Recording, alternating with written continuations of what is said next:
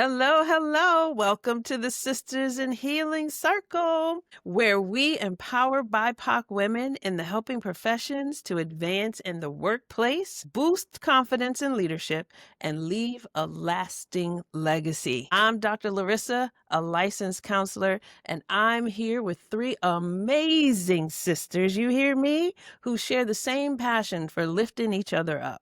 So today we're diving into a really powerful topic that will impact us all as BIPOC women in leadership. We're talking about intersectionality. But before we dive into this deep conversation, let's just take a moment to introduce ourselves. And so, ladies, who are you and what do you bring to the table? Well, hello everyone. I'm Sean. I am a recreation therapist and I am about helping women build strength and empowerment, just like Popeye was with his spinach, right? I believe we all have the opportunity to tap into our fullest potential, especially as women of color, right? And using that to shape our leadership journey. What do you think, Treese? Hi, I'm Latrice. I'm an executive assistant, and I focus on self-care and staying connected with your inner self, our inner beings. I think as leaders, it's important to navigate through the roles while staying true to who we are, especially when our identities intersect with other powerful roles that we may hold. Yes. And I am Crystal. I'm a licensed occupational therapist, and I'm passionate about helping women make creative power moves in order to advance their careers. So today's topic hits close to home because we're all navigating complex systems. And I believe that understanding our intersectionality helps us to create lasting impact in those spaces. Yes. So thank you, ladies, for introducing yourself. So today's conversation is one that is so close to our hearts because it's about the intersectionality of being a BIPOC woman in leadership.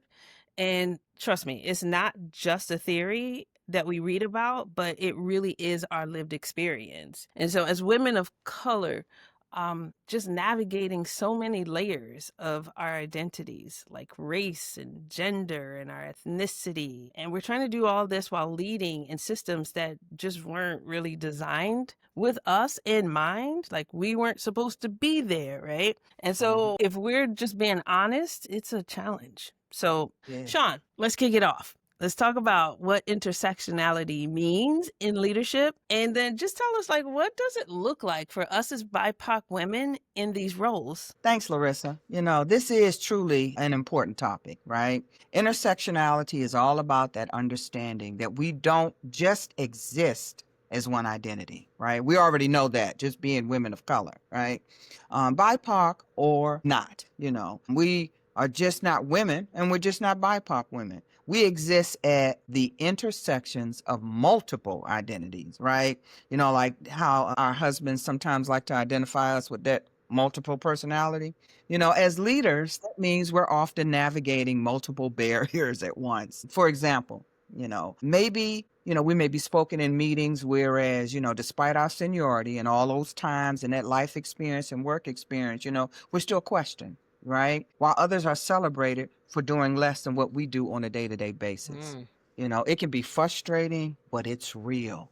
That's our real life situation that's transpiring and unfolding right before us. So it is that lived experience of being a BIPOC woman in leadership. What do you think, Treese? Absolutely, Sean. The reality of intersectionality means that you're kind of two dual work, right?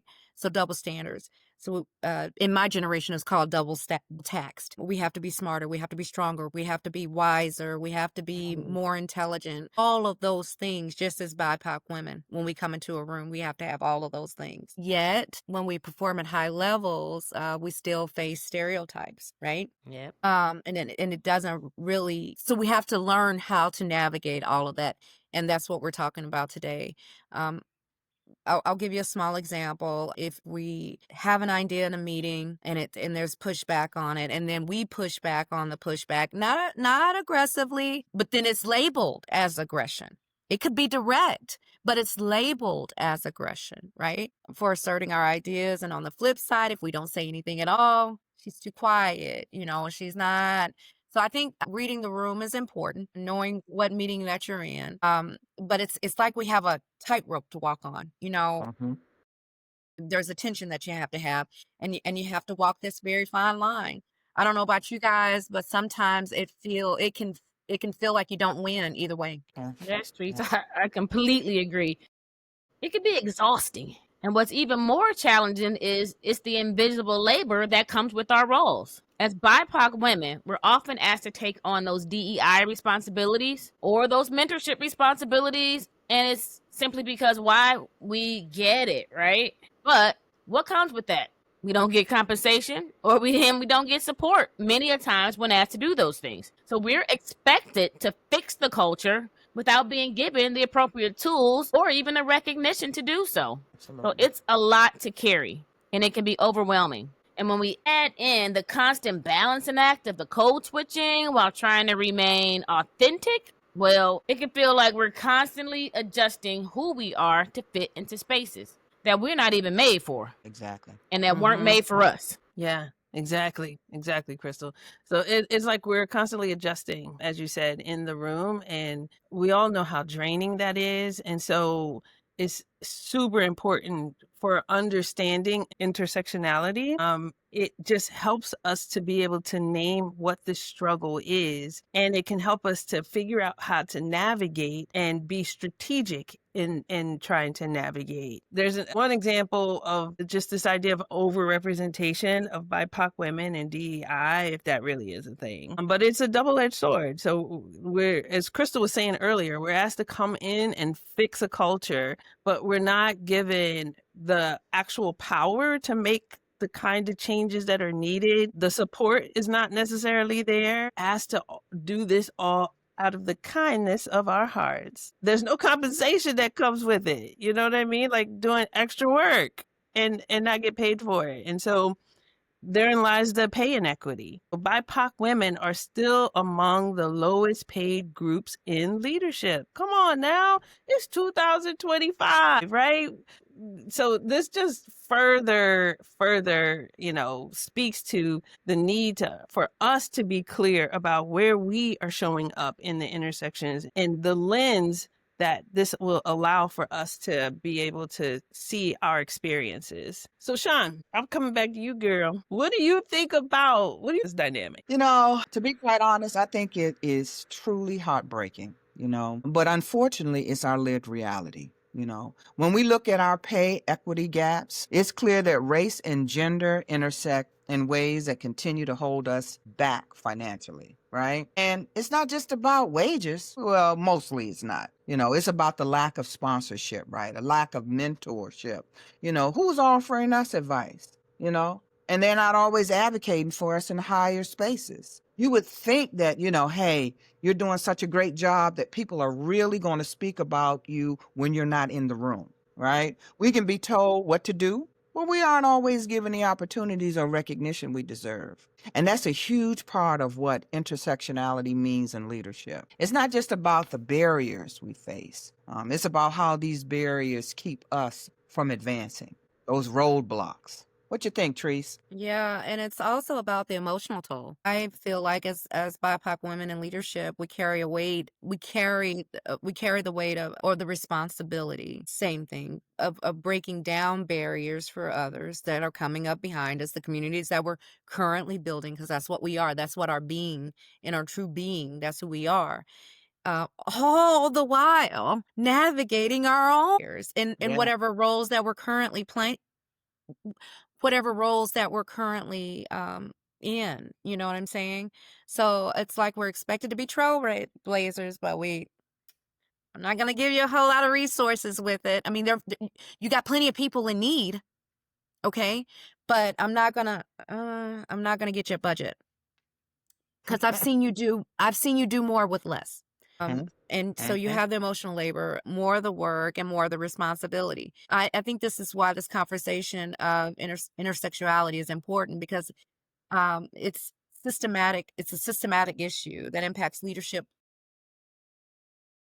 our leadership journey to our Mhm. health and our sense of belonging. Mm-hmm. Absolutely. So when we're understanding that intersectionality is at play, we can start turning those challenges into that strategic influence.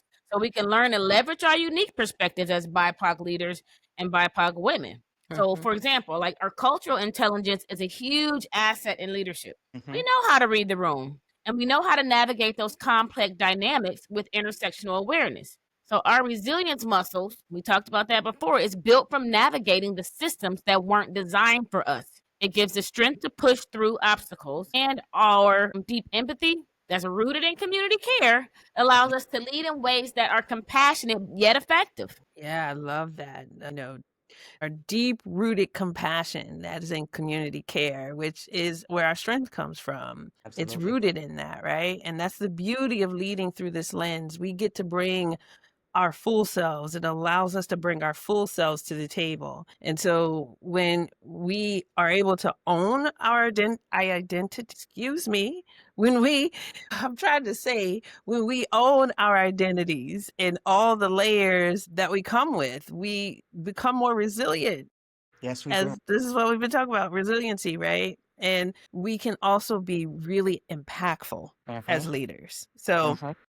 as we wrap up today's episode, y'all, I'm so excited. I just want to encourage all of you to reflect on your own intersectionalities. How does it shape your leadership? Ask yourself this question. How can you use it to build influence and create change and leave a legacy rather than it becoming a barrier, right? What you got, Sean? Exactly, Larissa. You know what I mean? We need to take our power back, own your intersections, right?